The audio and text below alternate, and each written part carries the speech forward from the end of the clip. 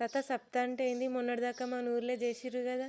సప్త అంటే ఏక్నాథ్ మహారాజ్ది గులాల్. గులాల్ అంటే ఏక్నాథ్ మహారాజు మరణ దినం. మరణ దినంను సప్త. మన దగ్గర ఒక ఏక్నాథ్ మహారాజు గులాల్ అని పెట్టిర్రు పుణ్యతిథి. దాన్ని బట్టి గమ్మత్తుగా ఒక 7 రోజులు సప్త. సప్త అంటే అది దానికి గులాలు వేయాలా, దేవుడు భగవంతుని నామం. ఇప్పుడు మన ఇళ్ళలో చేసుకుంటారు పెద్ద మనుషులకు, అట్లాంటిది ఆ దేవుళ్ళకు అప్పుడు అంటే మన ఇండ్లల్లో అంటే మనము ఇట్లా ఏడాది దినము అట్లా ఇది అట్లా పెద్దలకు చేసుకుంటున్నాం.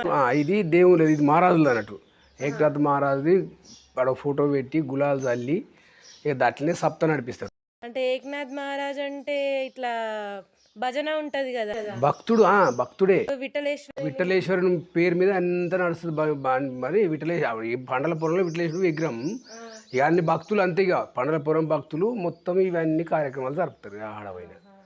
దాన్నే సప్త అంటే ఇట్లా బోనాలు తీస్తారు కదా. బోనాలు అంటే అది గోపాల కాలువలు అన్నట్టు. గోపాల కాలువ అలా కృష్ణుంది చరిత్ర. గోపాల కాలువ కృష్ణుని చరిత్ర. ఆ పిల్లలకు కూడా వేషాలు వేయించుకొచ్చి, కృష్ణుని వేషం వేయించుకొచ్చి ఆ ప్రసాదం, ఆ ప్యాలాలు పెరుగు అవన్నీ కలిపి ప్రసాదం తీసుకొచ్చి ఆడబెట్టి అందరికి మనిషికి ఇంత పంచి. ప్రసాదం అంటే వేరే కూడా చేయొచ్చు కదా, ప్యాలాలు పెరిగే ఎందుకు చేయాలి? ఇది స్పెషల్, అదే స్పెషల్ సప్తల అది స్పెషల్. ప్యాలాలు పెరుగు కలిపి అటుకులు కొబ్బరి పచ్చలు అన్ని తెల్ల తెల్లగా ఉండేటి అన్ని తెల్ల వస్తువులే.